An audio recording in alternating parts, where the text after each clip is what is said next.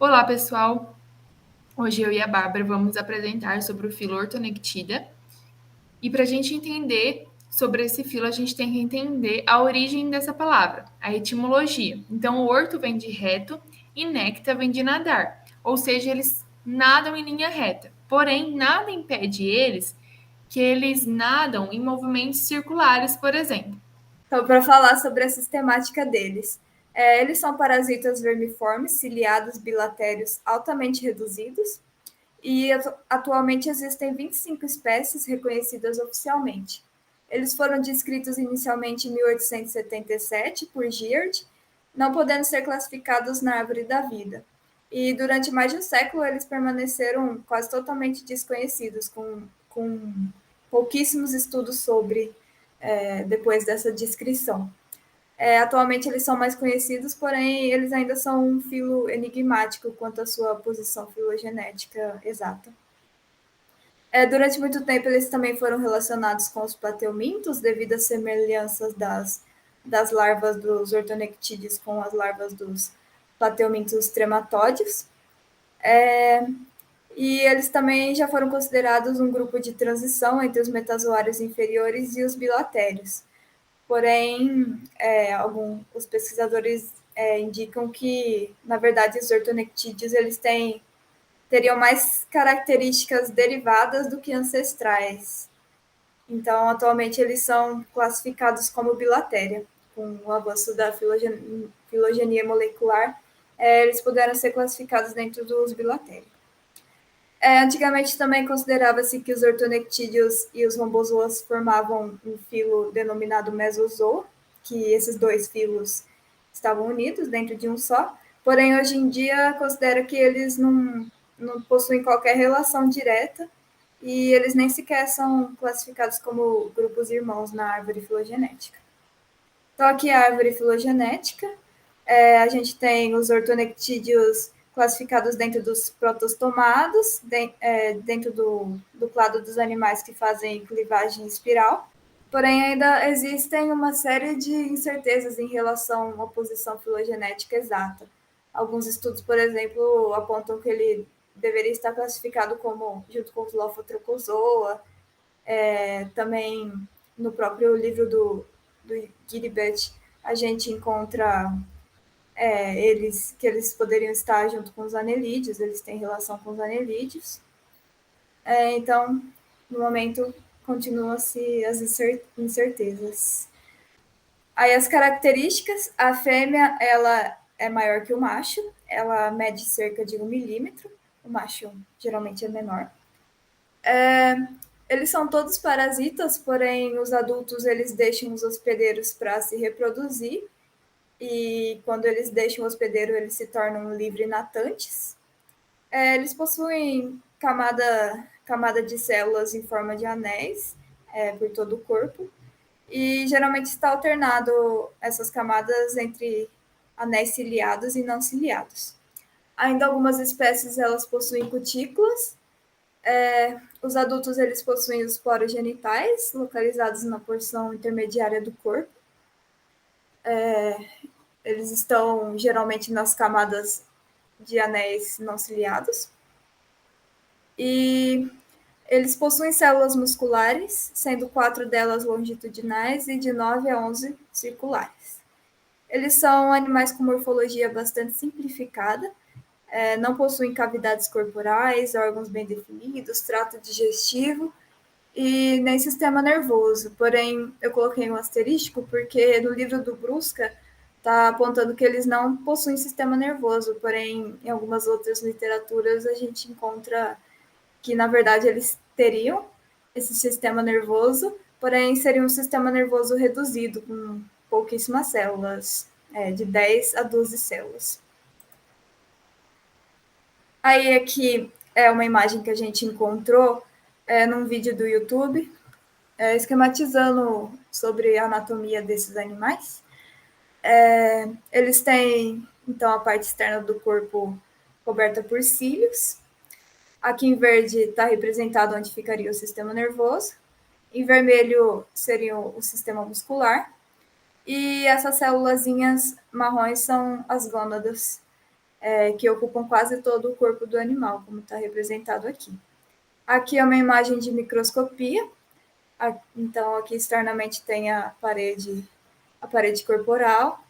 Aqui dentro, as células gonadais. E tem uma setinha aqui que estaria representando o lugar onde está o sistema nervoso. Aí, outra característica deles é que os adultos, quando eles deixam o hospedeiro para se reproduzir, eles não se alimentam. Já eles passam esse período da vida sem se alimentar, porém as larvas dentro do hospedeiro, elas se alimentam por pinocitose e fagocitose. E aqui tem uma outra imagem do livro do Brusca, comparando, né, o tamanho, a proporção corporal diferente do macho e da fêmea. Aqui também mostrando essa questão das células reprodutivas ocuparem quase todo o corpo da fêmea. E também demonstra aqui o local onde fica os espermatozoides do macho. Bom, uma característica marcante desse filo é o parasitismo, em que há duas fases: fase livre, em que eles são considerados bilaterais, e fase parasita, em que eles são considerados plasmódios. Eles vão parasitar as gônadas dos seus hospedeiros, os invertebrados. Então, os hospedeiros eles podem se tornar completamente inférteis. E quem são os potenciais hospedeiros? São os nemertinos, plateumintos de vida livre, gastrópodes bivalves, anelídeos, poliquesofiuroides e assídeos. E aqui ao lado, nós temos um plateuminto, que ele está infectado com plasmódios, tanto feminino quanto masculino. Então, aqui os maiores são os femininos, por exemplo, aqui, e os menores são os masculinos. Em B, é o detalhe de A sobre microscopia de contraste de interferência diferencial.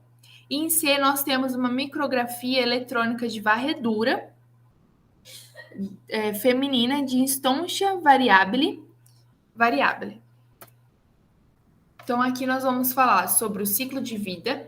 Esse ciclo de vida, ele é demarcado pela metagênese e pela heterogônia, em que tem a metagênese, é a alternância de gerações entre a fase sexual livre e assexual.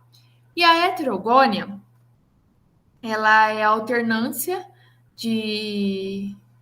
em que a reprodução sexuada tipicamente alterna com a partenogênese. Então, por exemplo, aqui, nós temos os agametas. Esses agametas estão na fase de partenogênese, em que eles vão se desenvolver por mitoses, se dividir por mitoses. Essa divisão por mitoses vão originar indivíduos tanto femininos quanto masculino, e elas vão deixar, depois disso, o plasmódio parental, formando então aqui, nós temos o indivíduo macho e o indivíduo feminino, que já estão na fase de reprodução sexuada, vão fecundar, vai ter o cruzamento, que é uma fecundação interna, através dos poros genitais, vão formar larvas ciliadas e vão começar o ciclo novamente, que a gente vai ver a partir de agora. Então, como funciona? Como que é esse ciclo? Então, nós temos aqui a larva ciliada. A larva ciliada, ela vai entrar no novo hospedeiro. Quando ela entra no novo hospedeiro, ela vai perder as células somáticas. E as células internas, elas vão sofrer fragmentação nos tecidos do hospedeiro. Essa fase em que as células internas sofrem fragmentação no tecido hospedeiro é chamada de estágios plasmodiais. E cada fragmento pode originar um novo indivíduo. E esse fragmento aqui, que é proveniente da larva ciliada, é chamado de agameta. Vale lembrar que o agameta, como eu tinha comentado, é essa parte aqui que vai sofrer partenogênese, em que elas vão sofrer divisões mitóticas e originar indivíduos adultos, que é o que a gente pode ver aqui.